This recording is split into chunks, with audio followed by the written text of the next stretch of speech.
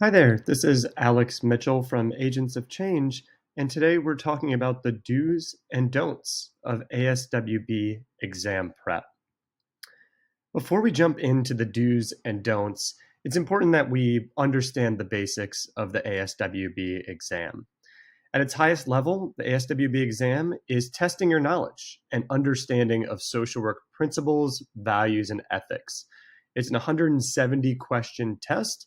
It's broken into multiple sections, with each one covering different topics and areas of social work.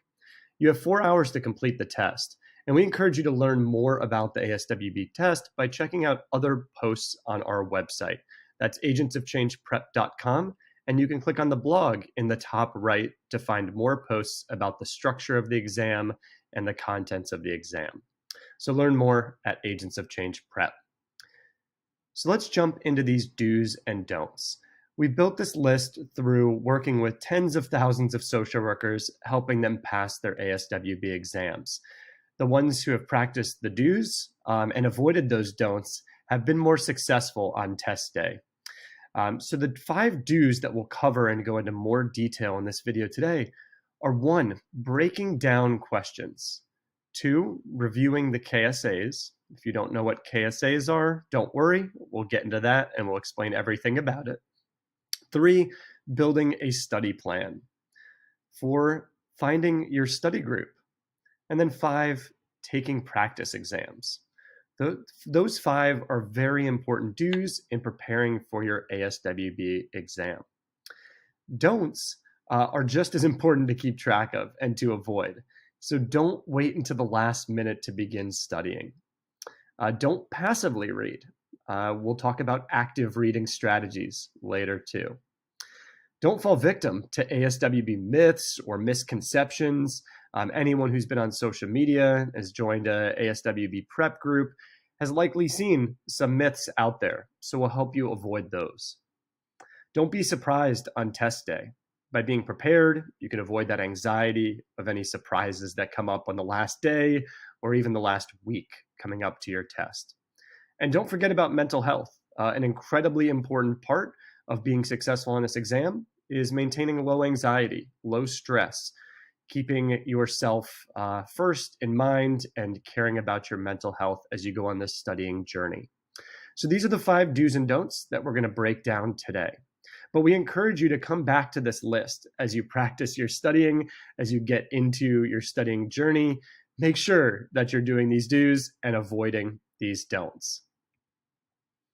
So the first do: learn to break down questions. And what we mean by breaking down questions is being able to read a question and decompose it into the important parts that you need to analyze and determine the correct answer. So at Agents of Change, we recommend what we call the 5 W's method. This is breaking down a question into the elements of who, what, where, when, and why. And when you break down a question in this way, you're able to just kind of sort through what may be some extraneous details and really just get the facts of that question very, very clearly. You're also able to avoid any misunderstandings or misinterpretations. Again, sometimes questions have extra information that you don't need, and by breaking them down with this 5 W's method, you're able to focus just on those details that matter most. And you can be very explicit in the way that you practice the 5 W's method as you go through your ASWB exam prep. By that I mean, write down, on a scratch piece of paper, or if you print out a practice exam, write down next to the question, who, what, where, when, and why, and fill in those details. This will help ensure, again, you're not rushing through the exam. You're not missing details, or you're not too focused on details that don't matter in the question. So whether you use the 5 W's or another method of breaking down questions, you should definitely have one of these in your toolkit as you prepare for your exam. The second do is to review the KSAs. KSAs are knowledge, skills, and abilities, and this is an important way that the ASWB breaks down what you need to know for your ASWB exam, the content areas you need to focus on. And so by closely reviewing these KSAs on your specific exam, whether that's the bachelor's, master's, or clinical exam, you can identify one, the areas you should focus on, and then two, as you actually practice exam questions and learn about, where you're strong or maybe where you need to improve, you can focus on certain KSA areas with your study efforts. You can go and grab more practice questions for a particular KSA. So these can really help you identify those knowledge gaps and just get you ready for the content areas you can expect to see on your exam. And you can see I put a link here too. So bit.ly/ASWB-KSA will take you directly to the ASWB website where you can learn more about the different KSAs that are important for those bachelor's, master's, and clinical exams. And I encourage you to print these out. As you go through your exam preparation and you start to take practice exams, return back to these KSAs. Circle the ones where you realize, I need to get a little bit stronger here. I need to review this content. I need to take more practice questions here. It's really important to help you focus your study efforts as you go through your studying journey. The third do is to build a study plan. It sounds pretty self-explanatory or obvious, but a lot of students we work with or have worked with in the past don't create that study plan up front. And when you don't create that study plan up front, it can be overwhelming. You can get lost. You're jumping between different materials. You're maybe taking practice tests and then realizing you missed some materials. It's easy to get overwhelmed. With our program, Agents of Change, we do provide a comprehensive study calendar as well as a clear progression through topics that you can use to keep yourself on track. So with Agents of Change, we help take care of that for you and keep you on track as you prepare for your exam. But whether you use Agents of Change or not, make sure you have that study plan. Even write it down on a calendar or put it on Google Calendar to help keep your study schedule on track, help you monitor your progress as you go through that study schedule, and stay motivated as you work through your preparation for your exam. As you work through that study calendar, you'll be able to measure what percent have I completed, right, of the materials I need to know for this exam. How far along am I on my journey? How close am I to ready for my exam?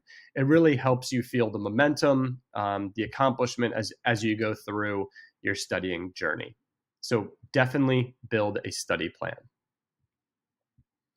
In addition to your study plan, we recommend a do is joining a study group. So study groups are important for a few reasons. They can give you a supportive environment, which fosters collaboration, learning, and accountability. So by working with others who maybe think a little bit differently than you, learn a little bit differently than you, you can see things from a different perspective. So there might be an area you're struggling with that someone else, it maybe comes very natural to them, and they're able to explain how it does come naturally to them. They're able to show you another perspective that maybe you missed in your own personal review. So you have that opportunity to collaborate and learn from other people who think differently. And importantly, you hold each other accountable. So we just talked about a study calendar.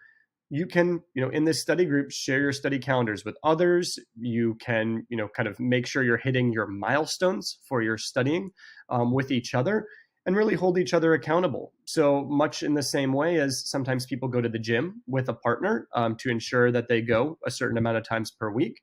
By having that study group on your schedule, by having those other people who are dependent on you or relying on you for your perspective, you have that extra push to continue studying on the pace you need for your exam. So it'll help you stay motivated and committed to your study goals. And then as we talked about, of course, it can get you to that deeper understanding, that other perspective for some of the content areas that is so important as you prepare for your exam. And the final do that we have here, and we've alluded to this a lot along the way so far, is take practice exams. Really, practice exams are the most important thing you can do in your exam prep journey.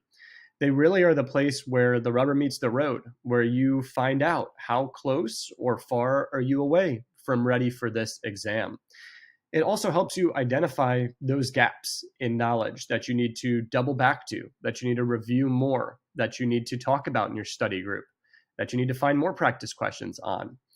So at Agents of Change, in our packages, we offer hundreds of practice questions and also offer 2 full-length practice exams. Again, as I mentioned, completely crucial to your studying journey in identifying those areas that require improvement. And I would say when you take your first practice exam, don't feel discouraged on the questions you get wrong. Honestly, feel excited. You've identified some areas that you can review again, that you can learn more deeply, that you can talk about with others, and you'll get those questions the next time around. So we typically recommend, taking at least 2 practice exams before you take the ASWB exam. And we also recommend that one of those is the practice exam offered by the ASWB. We know it's an additional purchase, but it's very, very important, and it's going to be the most realistic practice exam you take, as it's given by the same organization that gives the actual exam. So definitely check out that ASWB practice exam, and we offer at Agents of Change several other practice exams as you prepare. So moving on to our 5 don'ts. So the first don't is don't wait until the last minute to prepare for your exam. At Agents of Change, we recommend studying for at least 6 weeks before you take your exam. We see folks sometimes on social media who say, oh, I just studied for a weekend, or I studied for a week and I passed. That's an anomaly. That's not a common pattern. That is not the way you want to prepare for this exam. So by taking that 6 weeks of time, or maybe even 8 weeks, you're able to comprehensively review all of the material on these exams. Whether you're taking the bachelor's, master's, or clinical, there's a lot of material. There's a lot in those KSAs to review. And by giving yourself this time, you'll be able to go through all that material and come back to material that maybe didn't click the first time, something that you needed to talk about in a study group. You'll also give yourself plenty of time for those practice exams we just talked about, and plenty of time to interpret those results and go back and review the sections that were challenging to you. Finally, don't wait to the last minute, because by taking this 6 to 8 weeks, you'll be able to reduce your stress. You'll be able to keep your stress low. You'll let your brain process this content and retain it over time. You won't feel like you're in a rush or having to cram information at the last minute.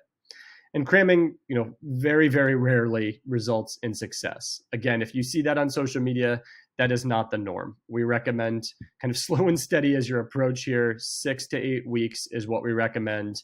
That will let you go through all of the material with fidelity and come back to the areas that were challenging for you. Our second don't, in a somewhat similar vein, is don't assume that buying materials is enough. Purchasing materials is really just the start of your preparation for your ASWB exam. You have to review those materials thoroughly. You have to take your time going through them, go through them multiple times, especially for those areas that are challenging. Simply reading through them, maybe while you're watching TV, is not enough to ensure you actually understand that material and will retain it. So an important concept here that we talk about at Agents of Change is active reading. And this is really engaging with that text before, during, and after to help you get a deep understanding of the material. It's really getting yourself in that right environment, asking questions as you read, taking those notes, summarizing concepts. Really, it is active. You're kind of leaning into that content. You're fully reading through it, as well as exploring it with questions and those notes. So again, buying materials, just the start. Review them thoroughly, review them with acting and reading strategies, review areas multiple times that cause you challenges. 3, don't believe ASWB myths or misconceptions. I mentioned this before, but social media is full of these myths and misconceptions. You don't have to go very far to see someone who has a shortcut or a trick or some way that you only have to study for a few days for the exam. Really be careful. as you read these. What worked for one person out there on social media, if that's even true, if it worked for them, might not work for you. You are the most knowledgeable about your unique learning style and what types of materials and what type of studying works best for you. Unfortunately, there aren't any shortcuts to succeeding on this exam. It is tough work. It's a lot of content, especially if you've been out of school for a period of time. It can be a challenge getting your mind back into that studying mindset. But if you do have the right plan, as we talked about before, if you have that calendar, if you're putting forward consistent effort with the right strategies, you can succeed and pass this exam. But again, be wary of any shortcuts, myths, or misconceptions you see out there. I encourage you to check out the Agents of Change blog. We have a post just on this topic highlighting more than 15 myths and misconceptions we've seen out there on social media. Fourth is don't be surprised on test day. So test day in and of itself can be a stressful experience, right? You've practiced, you've taken weeks or months of time out of your life to prepare for this exam, and it all culminates in one day. So that naturally can be a stressful experience. One way to minimize this stress is to avoid any surprises on test day or even test week. So, we recommend looking up things like how you're going to get to your testing location. What are the rules of the testing location? What can you bring? What will you have access to when you're taking the test? Will you get bathroom breaks or food breaks? There are many different details that sound small or mundane, but if these are surprises to you on test day, they'll create stress. They'll distract you from all of that knowledge that you've built preparing for this exam. So we have several blog posts we'd recommend digging into deeper here. One on just common questions and concerns about the test, and then two others around preparing for that test week. So how much studying should you be doing in that final week leading up to test day? And then one for the actual test day. Again, covering those basics of how am I getting there? How long do I need to give myself? What should I eat before my exam? Things like that, that again, can just reduce the chance you'll be surprised by anything on test day and preserve your focus on the material and the content that you know. Our final don't here in our do's and don'ts series is don't forget about your mental health. So I mentioned it a couple times as we've gone through here, but this test has a lot of content. It can drain you as you prepare for it. It can drain you as you recover from the studying that you're doing. And so make sure you have a mental health strategy in place to help you keep anxiety low through your test preparation. This can take a lot of different forms. This could be meditation, it could be yoga, it could be going for a walk.